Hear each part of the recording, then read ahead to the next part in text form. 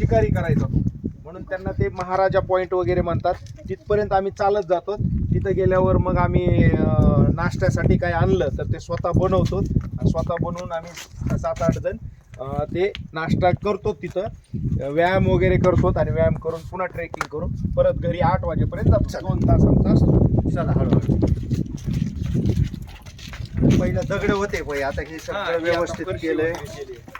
पहिलं दगड जुने होते असे, पण आता धरायला केलं हे असं म्हाताऱ्या माणसाईला.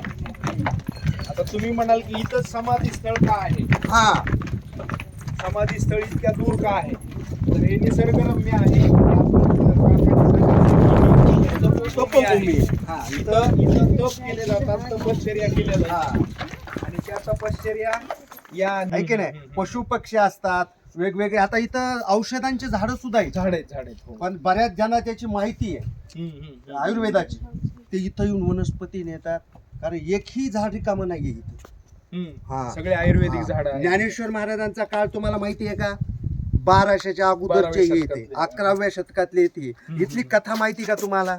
इथे जैतपाळ नावाचा एक राजा होता, आणि जैतपाळ नावाचा राजा काय करायचा, काम करून घ्यायचा माणसं ऐकून, म्हणजे साधू संत ऐकून छळायचा त्यांना, की म्हणायचं आम्हाला ब्रह्म दाखवा. ब्रह्म दाखवा ही संकल्पना नाही, देव दाखवा. नसतं फटके मारायचा.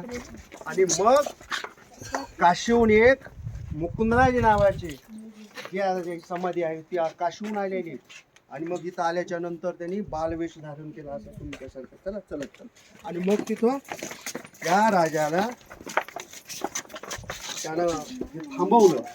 होणारा जो अत्याचार अन्याय होता तो मुकुंद राजाने थांबवला. आणि मग इथं एक आंबेजोगाईमध्ये एक भुरळ तळ आहे.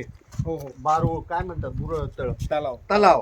तो तलाव खोदण्याचं काम त्या लोकांनी करत असताना मग ब्रह्म दाखव म्हणल्यावर ते मनानच तो